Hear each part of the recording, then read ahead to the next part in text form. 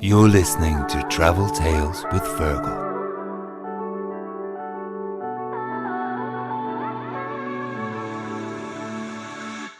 Hello, my name is Fergal O'Keefe and you're very welcome to the podcast. Today's special episode is all about West Cork, and I have to say I really love doing specials based in Ireland because the real passion Irish people have for their home areas always shines through, just like in this episode. I interviewed two hoteliers from the Clonakilty area to give us an overview of the area with some local tips and special recommendations. My first interviewee is Michael O'Neill from Fernhill House and Gardens Hotel, who's a fourth generation hotelier in Clonakilty.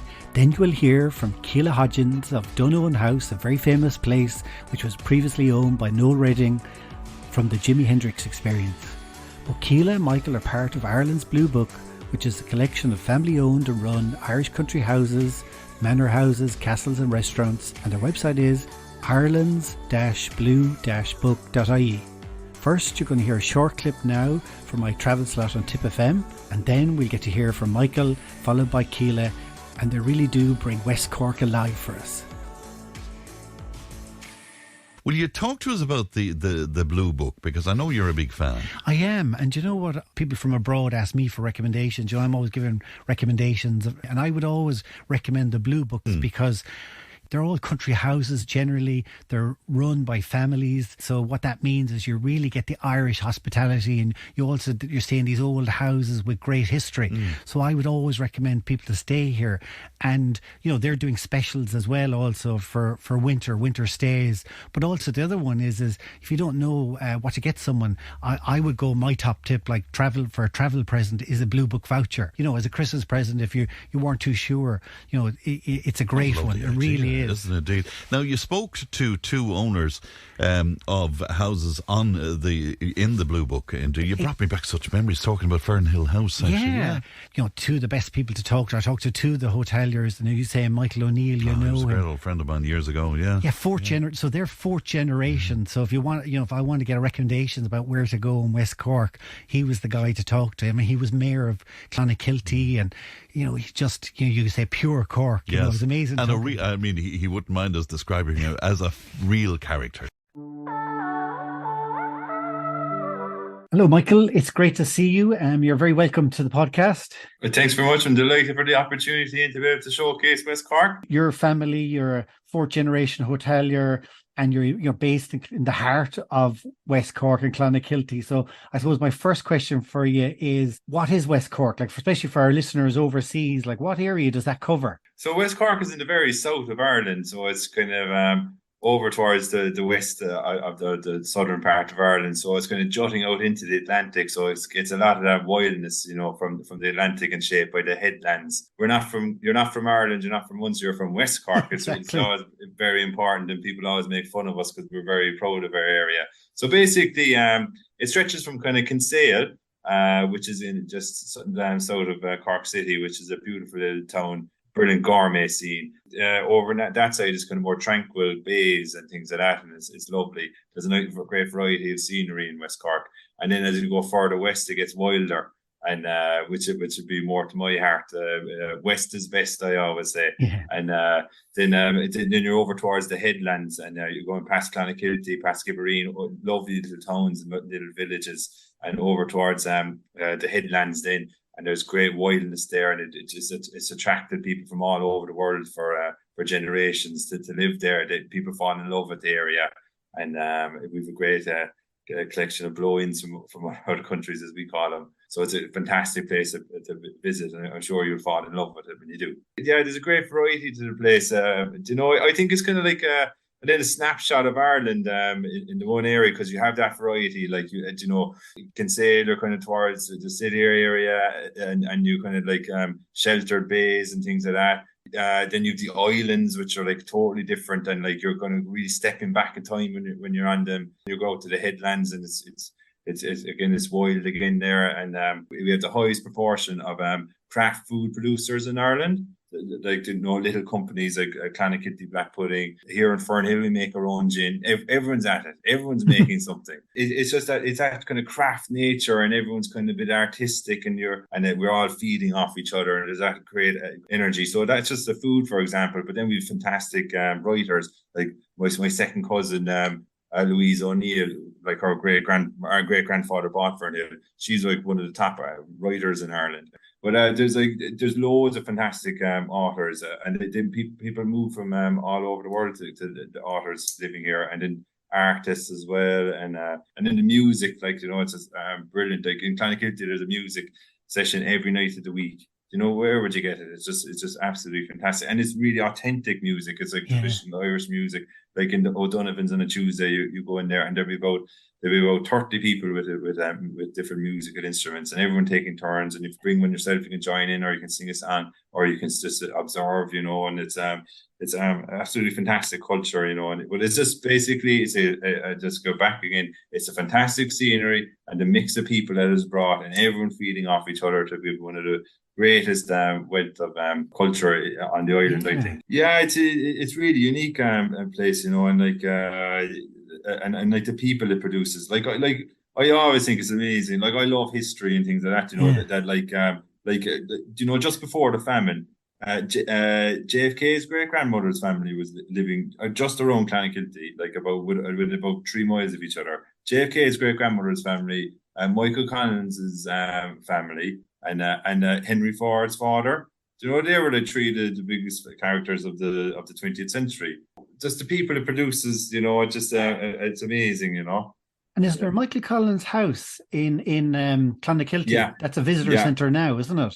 There is. We have 2 fantastic Michael Collins experiences. So there's the visitor centre in town, and there's also the Heritage Centre, which is run by one of the descendants, which is great. And then, like, you can go to the home place where he was born and just see where, you know, where he he was such an amazing character. He did it all before he's 32, you know, like fighting a campaign to win our independence, and he was also Minister for Finance. Exactly. And he did all this while having to sleep in a different bed every night.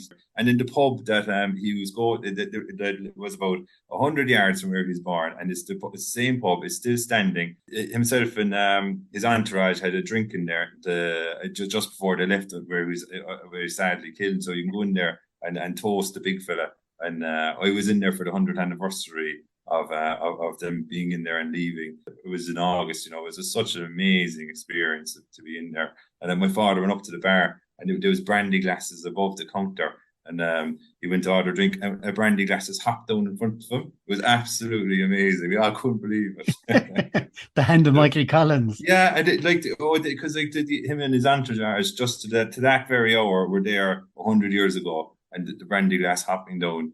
It was amazing. So your family there, you mentioned your father, and you know, you're like 4th generation. So you're like the Fernhill House Hotel and Gardens, and 4th generation. That's amazing. You know, in Ireland, it's unusual. Like I'm a 3rd generation publican myself from Clare, so I know what that's like growing up and having, you know, being in hospitality for a couple of generations. That's very special, though, isn't it? It is, yeah. It's fantastic. Well, like, you know, I'd be biased, of course, but like it's just it is getting more rare and unique. But I do think it creates a fantastic place, a special place to visit, because it just the family cares so much, and like we live and breathe it, and you know, all the staff we treat like our own. So there's a great atmosphere, and like the attention to detail, the care. That like it's just hospitality, and like that's what hospitality is all about. Like going someplace and feeling like you've been cared for and having a wonderful experience. And I think that's what a family-run business can provide over other ones. And like and that's kind of what the Blue Book is all about. You know, it's that level of attention and care and unrivaled. Exactly. So you've just joined the Blue Book, haven't you, for the new season? Isn't that right? Yeah, it's absolutely amazing. We're absolutely delighted. Like the Blue Book is such a special, it is the pinnacle of hospitality in Ireland. You know, we've long admired it.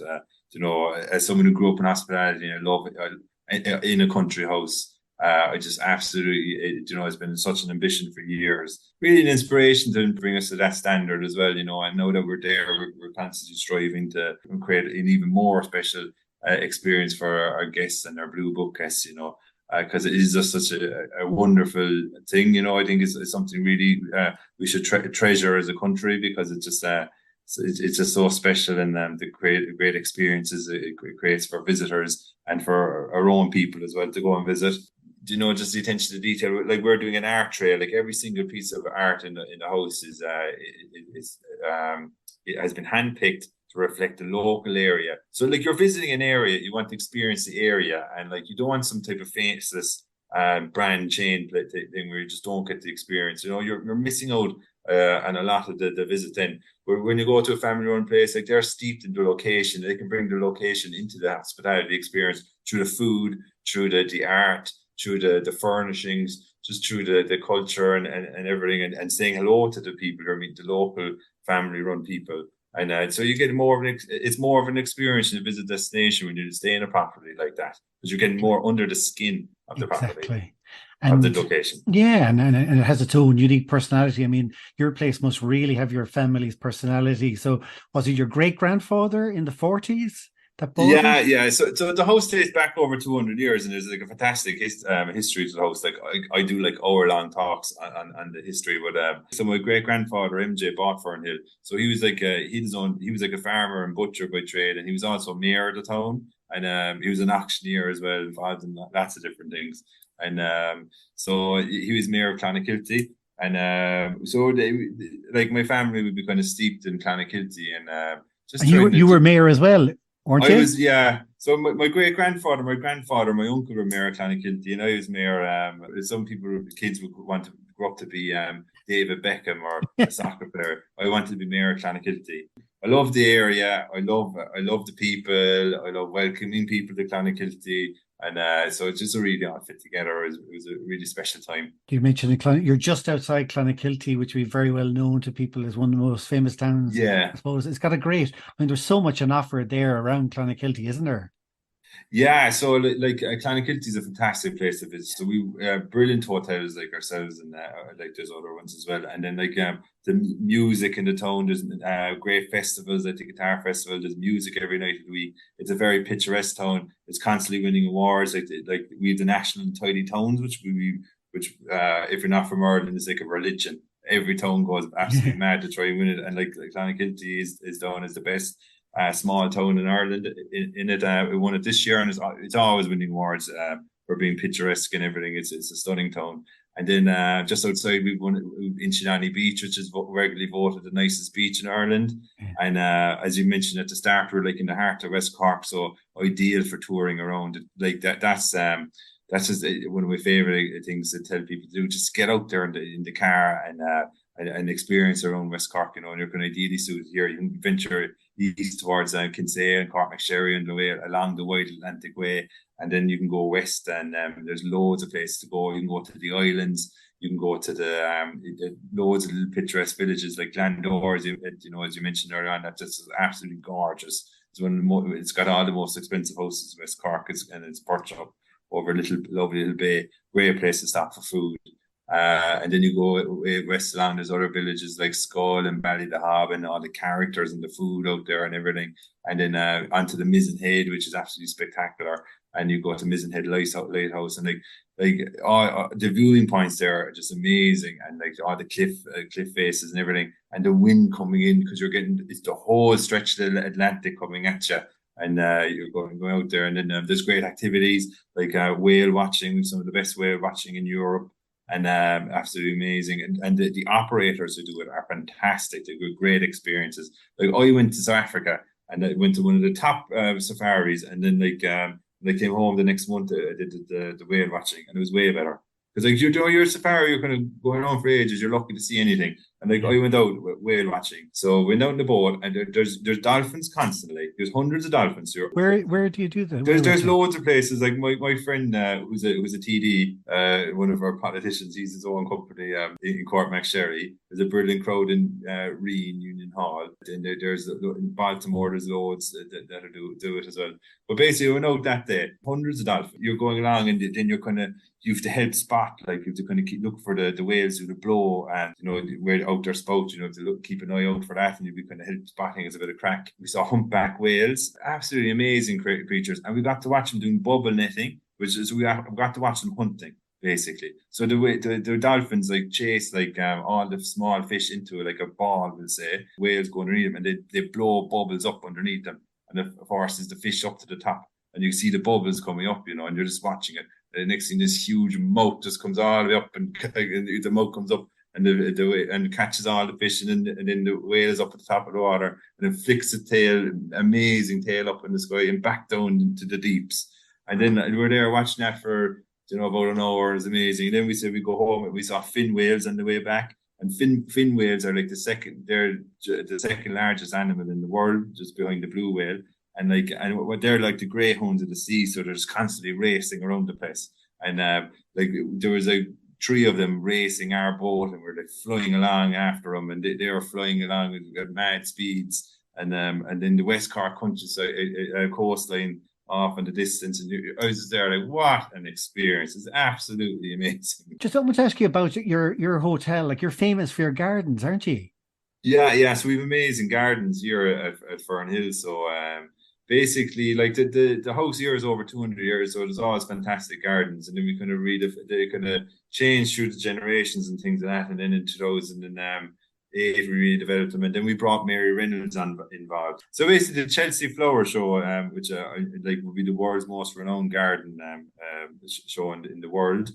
She entered that. She was the youngest ever gold medal winner at that, and she was up against Prince Charles's garden in King Charles's now in the final. You know, so she's stiff competition as the youngest ever winner. You know, is absolutely. So she's like a rock star in the gardening world. And so yeah, like just we decided years ago we want to do our gardens. We want our gardens to be the best in the world. So we went to the best in the world designer, and so she really created a really wonderful place. And Mary's just so. What I love about it, she's just so in touch with nature, and she really tries to create a feeling in the garden. So like when you're walking, like I think the happiest place to be is when you're walking through nature and just connecting to it. And she tries to bring that into the garden. She's not like shoehorning flowers in and things like that, because that's kind of artificial, and just create a nice sense and the kind of structure of the gardens.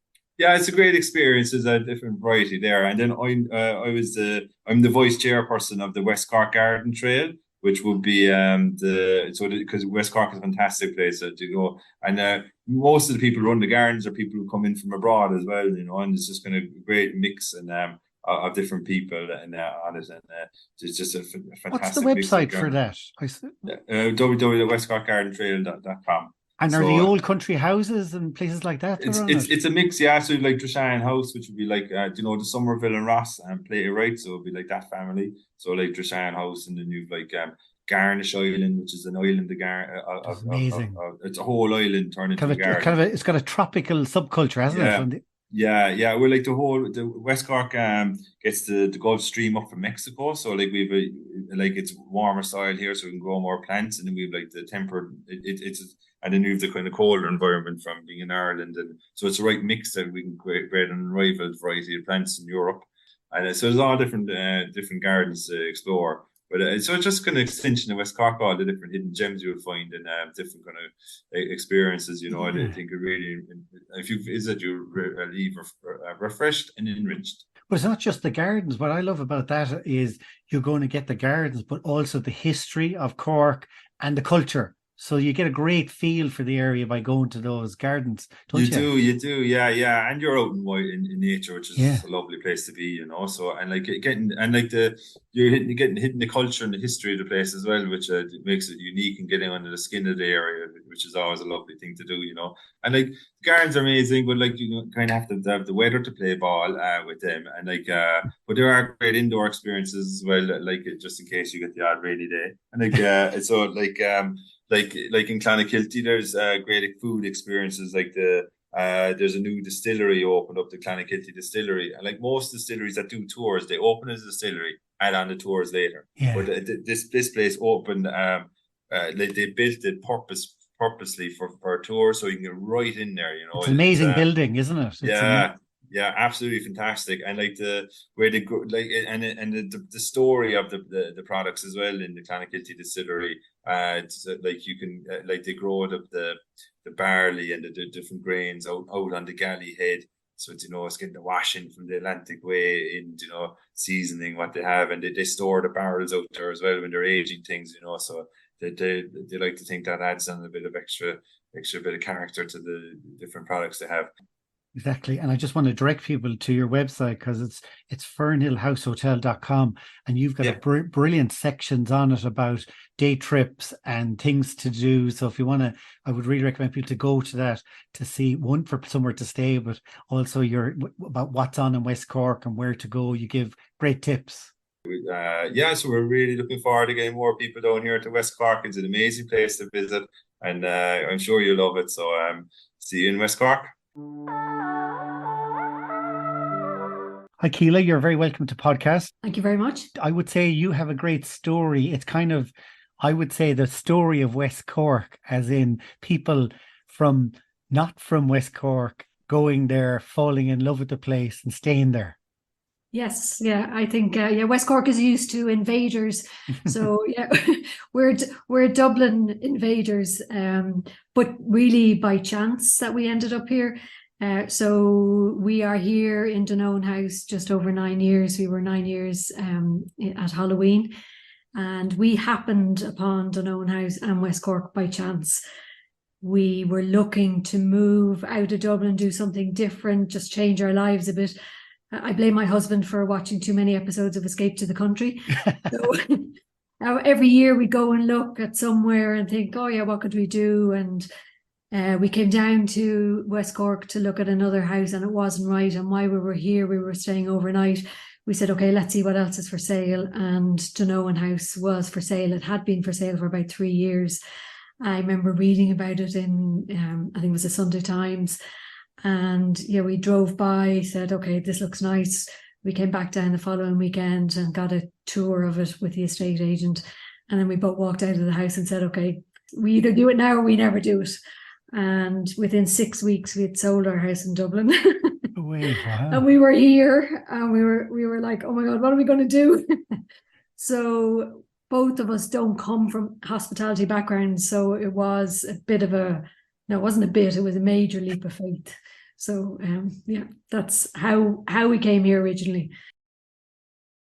You mentioned that you saw an article in the paper, and that was probably to do with Noel Redding, because it was his house, and he did the same thing in a way, didn't he? Yeah, he did. Like when he left the Jimi Hendrix Experience, just around the time of Woodstock, he just needed to get out of that scene, I think. And the story goes that he stuck a pin in a world map, and it was Ireland and it was West Cork. So he rented somewhere, I think around by Skibbereen first, and then bought Donowen House for, I think he nearly spent all the money that he got, the one payoff when he left the band, and most of it went into the house, and he spent really the next 30 years just chipping away at it and, making changes and upgrades and entertaining like music and rock legends, and really just being one of those old-fashioned West Cork escapees, with an interesting backstory. He was sort of one of the originals, because West Cork has become so well known for that, hasn't it? Yeah, and he was really one of the key figures in bringing the whole music scene to West Cork. Like he had weekly gigs, there's probably sessions in Debarras and in O'Donovan's Fisher's Cross down by Gallyhead and Shanley's, and all the pubs that then became known as real music pubs in Clonakilty. He had a big role to play in that, and still really put it on him. That tradition is still there, Sure it is, still yeah. is known. The bars is still going strong, and West Cork has that great tradition, hasn't it? Yeah, and it's still known really by a lot of people as Noel's house. It'll never be Kela and Stephen's house. Really? That's gas. So, when we say to people where we live, and they say, oh yeah, Noel's house. And do you ever get people like coming by to visit because they know about Noel or Jimi Hendrix? Yeah, we do. Like we've had some really interesting people came. I think the real pinch me moment was when Marcia Hunt turned up at the door, and she had stayed in the house with Noel, probably not long after the whole Mick Jagger sort of. She had a child with She had Mick a Jagger. child with Mick, yeah, and she came here to. She told us when she came here that when she stayed, she'd promised Noel she'd write a book. So she came to the house with a book, and she asked could she have a look around. Now the house looks a lot different really from when Noel was here, but that was a real, my God, I remember reading about Marcia Hunt and reading about the whole thing with Mick Jagger, and there she is, she just turns up on our doorstep. So what I really love about your place, you're outside Clonakilty, and you're right, I mean, you're a less than 5-minute walk, I would say, from Little Cove, Sands Cove, is that what it's called? Yeah, so Sands Cove is at the bottom of the laneway from the house, and it's not sandy. Sands Cove is named after the original owner of Donowen House, which was Captain George Sands in the 1700s. So this whole area, Donowen, have been part of the Donowen estate. It's quite a big peninsula, but then now we only have just over 4 acres. But so Sands Cove is at the bottom of the laneway, but within 5 minutes of the house, there's 5 beaches, either walking or driving. We would kayak and swim out of Sands Cove in the summer, but all year round we'd swim or bodyboard down in Redstrand Beach, which is also one of my favourites, and that has got fabulous views of Gallyhead Lighthouse. And then between us and Clonakilty, there's Inchydonny Beach, and then between us and Rosscarbery, there's Longstrand. So we are totally surrounded by beautiful beaches. I know, but it's such a lovely thing to be able to get up and go walk down to the beach to go for a swim in the morning. I think that's really special, isn't it? Like, what is it about West Cork that makes it so special compared to other parts of Ireland? Like, I would go the Wide Atlantic Way. Each county on the Wide Atlantic Way is very different, and I think Cork has got its own kind of unique personality as well. What would you say it is? This area is used to invaders, when you think back to the sacking of Baltimore, the area is used to people coming in, and think over time, and maybe because we're facing out to the sea, there's a very openness. People are very friendly, and I think warm and genuine. Like, I couldn't believe how quickly we were accepted into the community down here, and the community spirit is brilliant. Like, there's a lot of people will come back with their families to live in this area. They might go off and live abroad or live in the cities, but they love coming back because it really is special, and it's not overdeveloped.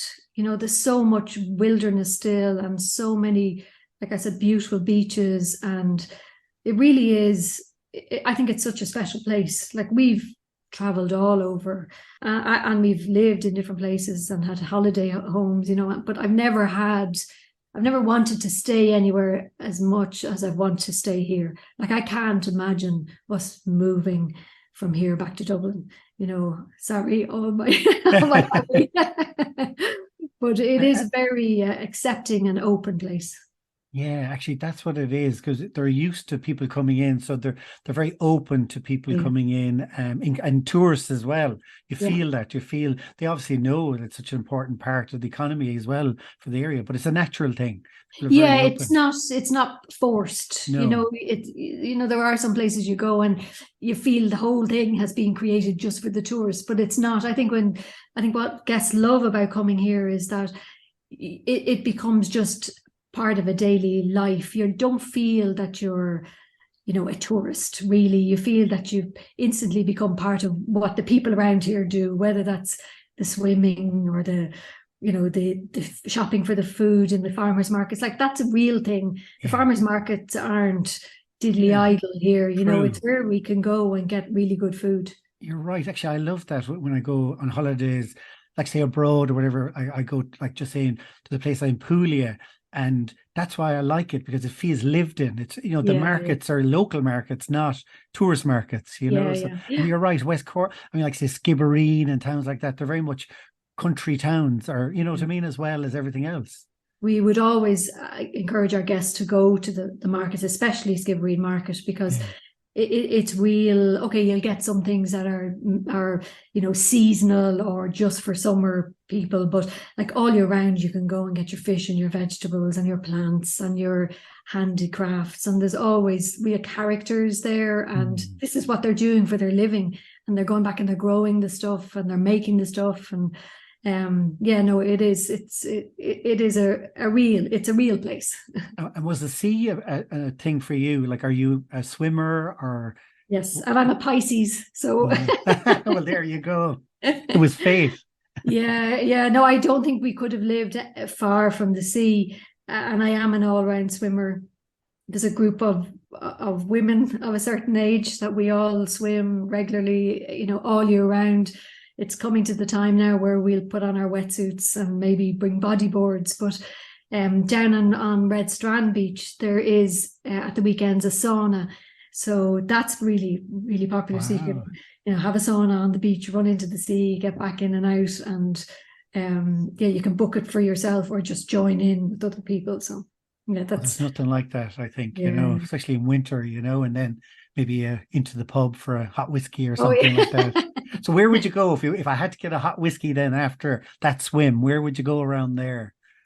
Well, it wouldn't really be open now on a Sunday morning. But so quite close to us, there's a pub and restaurant called O'Sullivan's, the Mountain House. And that's quite an old-fashioned pub, and they've added the food offering there, but that'd be a good place. Or O'Donovan's Fisher's Cross, which is a really old-fashioned pub, but a great local pub. If you want to go and meet people from here, you go there and have a pint or have an Irish coffee or a hot whiskey. They'd be two very close to us here. And when I think of West Cork, I always think like the food, because it's such, and also it's got a real international element, like is it in Baltimore? Baltimore Days, the Custom House, one of our favorite restaurants ever. It's really amazing. It is worth. It's a destination, and it's worth driving down there and having the lunch or the dinner. The food, it's got the Turkish influence, but using West Cork ingredients, so it's really exciting and fabulous service, and just really like that. That's one of our favorites. And where else would you recommend? So the Chestnut, Rob and Elaine, the Chestnut are great. And then they're both Michelin starred, aren't they? Yeah, the Chestnut and it's amazing, And then Pilgrims in Rosscarbery is really good. Of a similar style, but a little bit more relaxed, And then we love the Lifeboat Inn in Courtmacsherry, Monk's Lane in Timoleague. Closer to us here, the Dunmore House Hotel has a really good restaurant there. That's a Michelin recognised as well, the Adrift restaurant in the Dunmore House Hotel. Like there's lots, casual and really special. And actually, I just want to let people know your donowenhouse.ie website. You've got a great kind of activities, food, things to do in West Cork. I'd recommend people to go and look at that, because you've laid out days, activities and things like that, which is really good. Yeah, it's funny because we have guests come, and I'll say, have you any plans for the week? And they'll say, oh yeah, I'm just going to just do everything that you said on the website.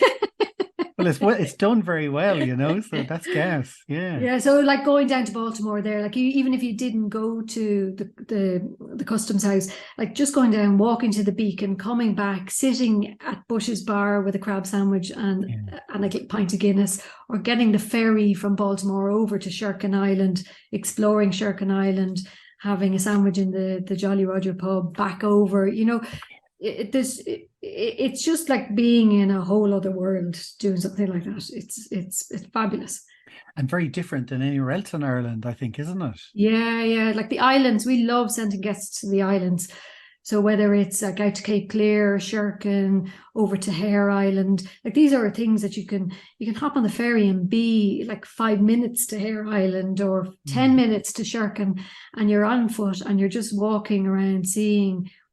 It reminds me of what Ireland was like when we were younger, where there's these lanes with no traffic, and you're just exploring and finding all these little hidden corners and beaches, and and the scenery is spectacular. Yeah, and particularly if you're not from Ireland, I mean that's the one to go to, isn't it? Because you Yeah. really, as you say, you get the feel of the real Ireland. You know what I mean? Yeah, the old yeah. Ireland, don't you? Yeah, you do. And it is like those picture postcard moments when you go to these places. It's special. Yeah. And you mentioned there about kayaking, like it's great activities around that area as well, particularly around the sea, isn't there? Like kayaking Yeah. and things like that. Yeah, we have our own kayaks and we go out and we fish. We often catch fish for guests, but if there's a bigger group, we recommend going to somebody like Atlantic Sea kayaking, because one of the best things you can do down here is do the nighttime kayaking experience, either in Lough or off Reen Pier near Castletownshend, and especially if you do it in the summer on a dark night. The bioluminescence in the water is just magical. It's like having, I always think it's like having Disney, you know, like Tinkerbell off your fingertips when you run your fingers in the water. They're really, really good. And operators like that, they'll give you the training and they're insured and they've all the gear. So if you've never kayaked before, you can get in a kayak with somebody and by the end of the trip, you feel like you're an expert. And it's great you're part of the Blue Book because, you know, you fit in with it being a country house, but it's also a different offering. Do you know what I mean? So that works really well, doesn't it? Yeah, and we're a Blue Book member now. This is our 3rd year. It was such, like, we were so delighted when they accepted us. Like, I really couldn't believe, you know, that in such a short space of time with us as novices that we had created something that they felt was good enough to be part of the group. And they're fantastic network and support. And I love, you know, that we can talk to other businesses in the group and get together socially, and they're really welcoming, even though we're, you know, ostensibly we're competitors, but it never feels like that. I know, people are very happy to share what they know with you, or pass people if they can't do something, they put them in touch with you. So yeah, no, it's a brilliant Blue Book. It's a brilliant network. And it's particularly good presence in West Cork. Yeah, no, it is. It's great. Yeah. Sure, you could just come to West Cork and not go anywhere else. Exactly. Yeah.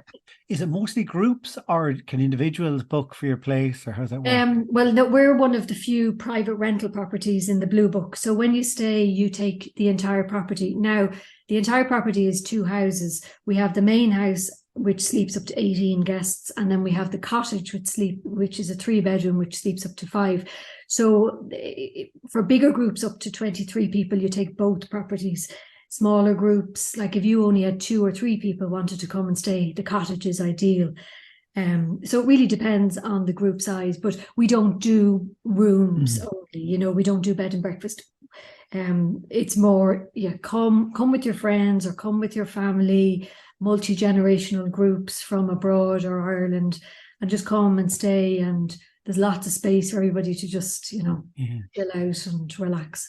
Is it mostly groups, or can individuals book for your place, or how's that work? Well, no, we're one of the few private rental properties in the Blue Book. So when you stay, you take the entire property. Now, the entire property is 2 houses. We have the main house, which sleeps up to 18 guests, and then we have the cottage, which is a 3-bedroom, which sleeps up to 5.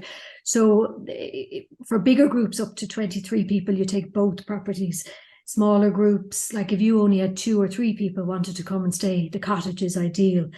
So it really depends on the group size, but we don't do rooms only, you know, we don't do bed and breakfast.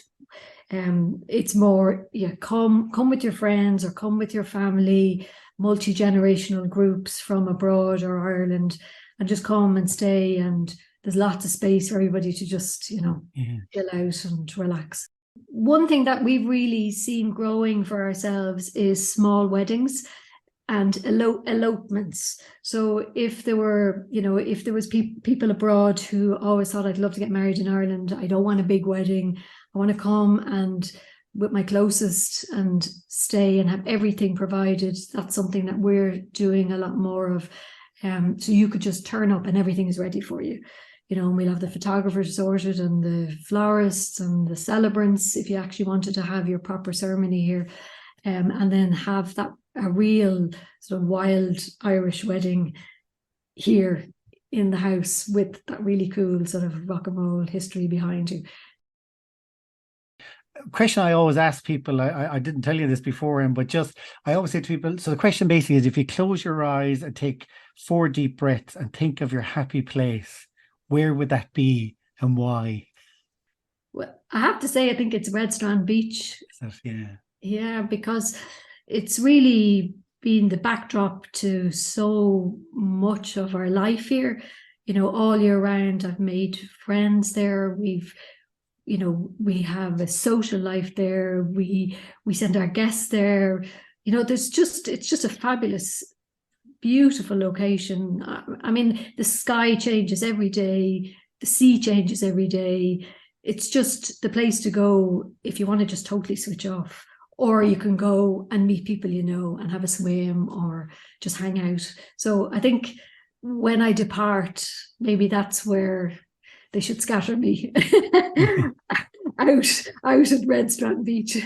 I want to thank Kela and Michael for great interviews and bringing West Cork alive for us and giving us great tips.